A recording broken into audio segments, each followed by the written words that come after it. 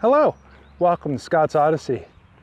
Today, we're at an abandoned site of a man-made incident that turned into a disaster and sits high on the list of other famous disasters such as Pripyat in Ukraine, known more commonly as Chernobyl, or that of Oradour-sur-Glane in France, or even Hashima Island in Japan, better known as Gunkanjima, the warship island. Welcome to the location of a fire that's been burning underground since May 27th, 1962. See you in a minute.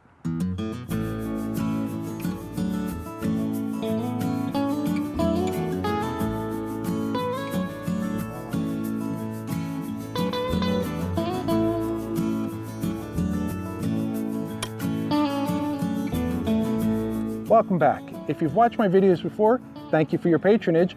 And if you're new to Scott's Odyssey, welcome aboard. Today we find ourselves in the town of Bull's Head. What? You're already interrupting me. Fine. I'll start over. Today we find ourselves in the town of Centralia. Wait, what's the difference if I say Bull's Head or Centralia? I mean, neither of them exist, and they're both ghost towns located right where I'm sitting. So why can't I do the older, cooler name instead of the one that calls itself the center of PA, yet is still over 80 miles east-southeast of the actual geographic center of Pennsylvania? Okay, fine. We'll call it Centralia. So yeah, the comment I made in the introduction is an actual fact. This fire has literally been burning for 60 years, plus or minus one day of the posting of this video. Literally. The year is 1962. The day is May 27th, and the United States' most interesting historical events taking place, well, Ruth Jessen wins the LPGA Dallas Civitan Golf Open, and the Centralia mine fire begins. Now, let's get on to some of the questions the viewers who don't want a 6-hour humanitarian or social justice commentary about what was going on in Centralia, because if that's what you want, you can find them all over the internet. Let's hit this site like we are scientific explorers looking into the past of what remains of this unofficial ghost town and do some digging into what we are looking at when we come here. What? Oh, unofficial ghost town.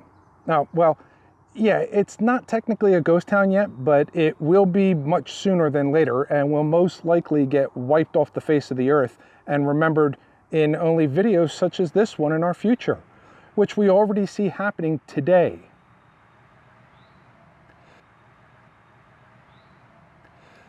So after the fire kicked off and slowly cooked the existing residents to a point of getting out of the pot, the town was essentially destroyed. The federal government took away their zip code on September 18th of 2003, which in essence means this location no longer existed and became a ghost town, with any remaining residents having their postal location moved to Ashland, Pennsylvania. To put this into perspective, we have an over 114 square mile single state forest called the Hopewell Big Woods, as well as over 780 square miles of the Pennsylvania wilds, and they all have their own zip codes with potential mailing addresses. And yet this little under 1/4 of a square mile, or just under 155 acres, doesn't exist. Yep, it doesn't exist. Except it does exist, and we are here, and you can drive through it at any time, and heck, there are even a couple of residents who still choose to reside here. Anyway, back to the history. So where did the fire start?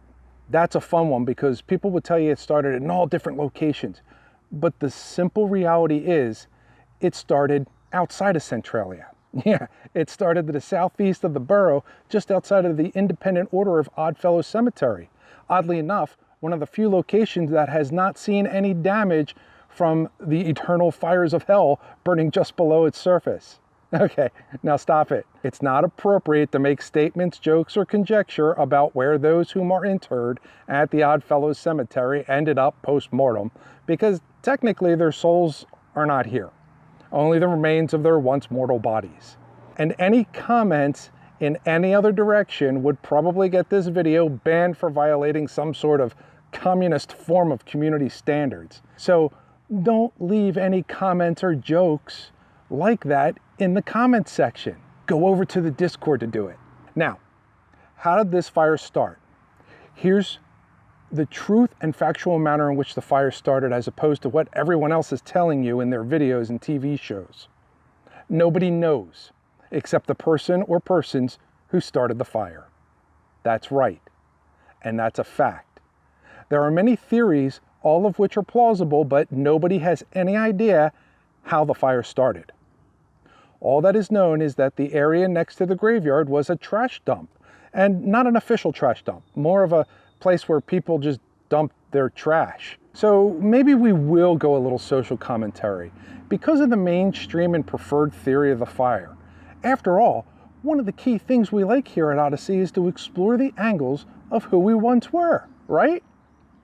The trash heap was so bad and complained about by mainly the people who had created the dump that the prevailing theory of the fire cause is some borough personnel set the fire to take care of the extreme volume of trash and stop the people from complaining and dumping in this area. Being a former mayor, councilman, and now living with a new group of elected officials who really don't care about anything except themselves, I would highly lean toward this plausibility as the theory as to why this fire happened. Other theories state it had been burning since the 1930s due to a small mine explosion and just finally had gotten bigger.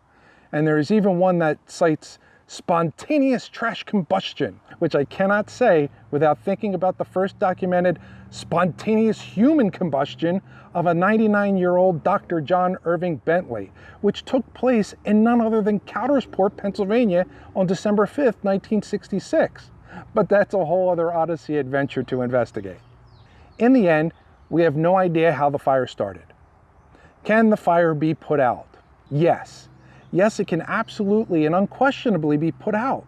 And it could have been put out as far back as when it started. Will the fire be put out? No. The fire will not be put out and will be left to burn until it burns itself out. There are many different reasons why it will not be put out. As a matter of fact, there are so many reasons why I will count them out for you right now. 1. Yep, that's it. There's only one reason why they won't put it out. Money. Pennsylvania's standing on this fire is first and foremost, it's not our job.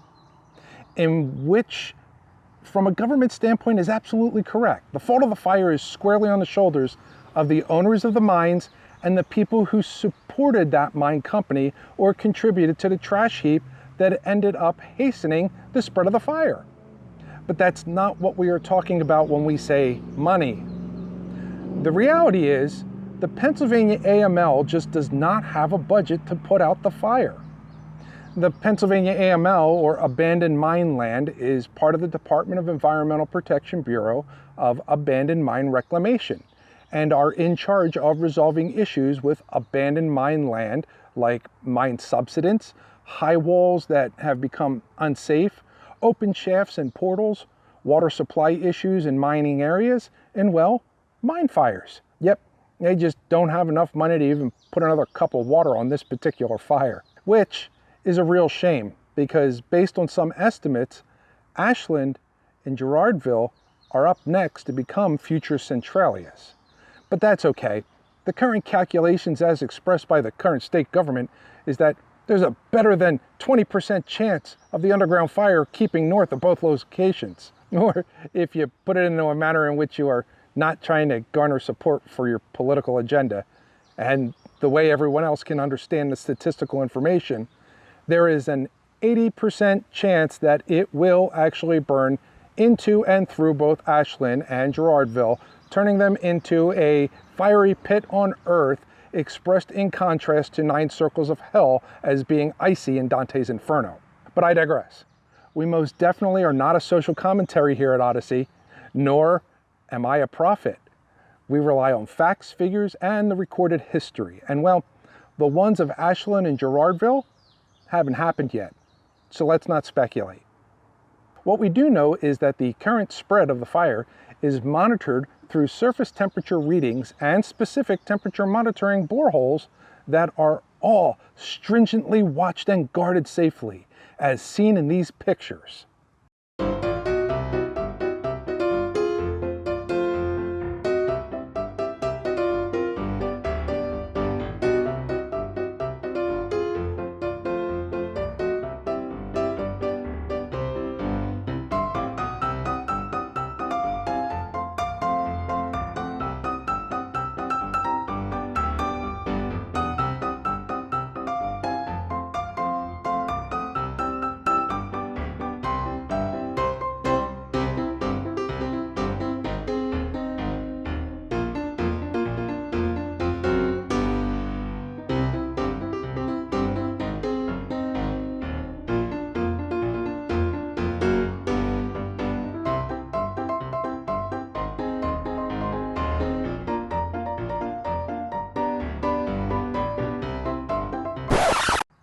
Besides all of that information, why put the fire out? I mean, I'm not a geologist, but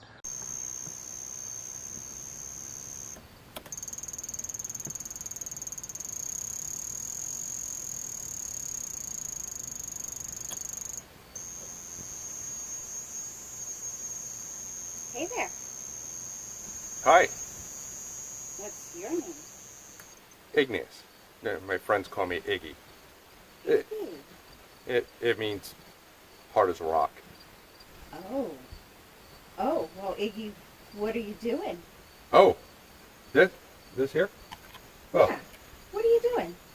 well, being that you ask, the Pulpit Rocks, it's a geological formation of weathered Oriskany sandstone rested upon a layer of calcilitite limestone from the Kaiser Formation of the Devonian age, which is on top of cassiterite limestone from the Tonolaway Formation during the very late Silurian age, which coincidentally was the shortest period of the Paleozoic era.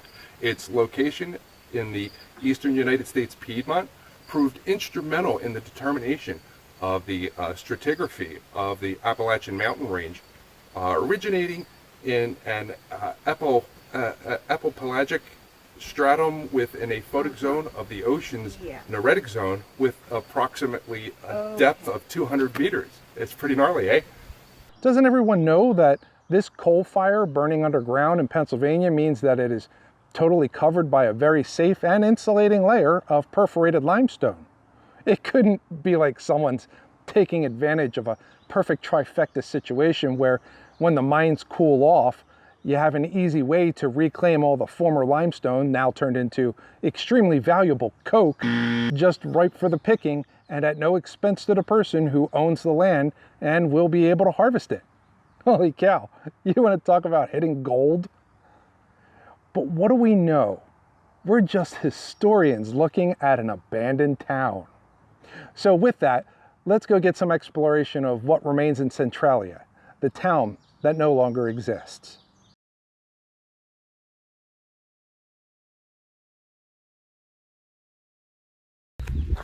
Okay, I'm soaked. You'll see why in the video with the drone footage. I was in the process getting you these spectacular images of Centralia, and well, out of nowhere, literally, the sun disappeared, the winds came, we almost lost Aeolus in the winds. She practically flipped over twice. You'll see that all in the video. Rain came down torrentially. My phone that controls the drone had tornado warnings coming up all of a sudden, and we are still under tornado watch. We're in a break right now where the sun just barely came out, and I figured real quick before we call this one a quits for safety reasons. You can see we got water everywhere, but I wanted to bring you real quick over to the Oddfellow Cemetery before we left. If you exit that gate on that side and you go in that direction where the dark clouds are, that's not where the storm's coming from. It's blowing in from over there. Right over on that side is where the actual fire started. So I'm gonna have to get you the full explore on another video. I apologize for that. But you have the base story, the real story. If you want the historical information and all the stuff that was in the news, you can check that out on plenty of other people's videos. But right now, I need to get off the tops of the mountains with tornado warnings. So I'll see you guys later and enjoy this drone footage.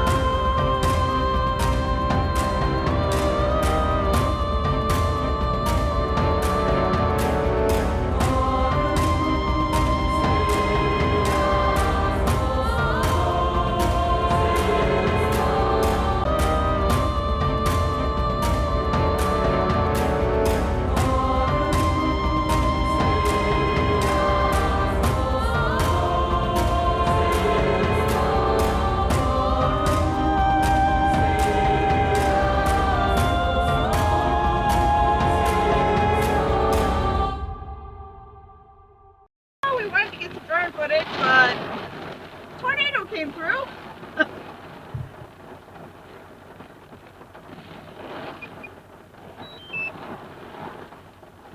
So behind you, there's paper towels.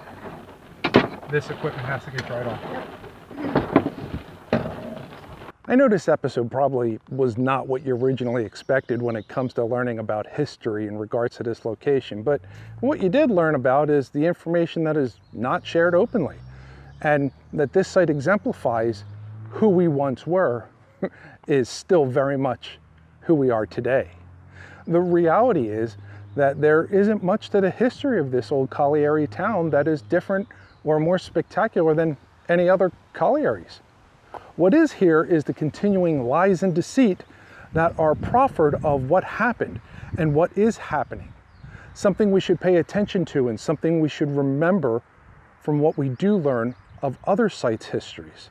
Something the Odyssey is trying to help teach you when you visit a site. Appreciate what remains and learn from its history so as not to repeat such atrocities. Something our children seem not to realize and are not learning from. Instead of giving this video a like, how about you give this video a share for others who need to learn about who we once were? And if you really like the video, hit me up on that thanks button down below. If you like learning about this old ghost town, check out this one right here. As always, I thank you for watching, and I'll see you in the next video.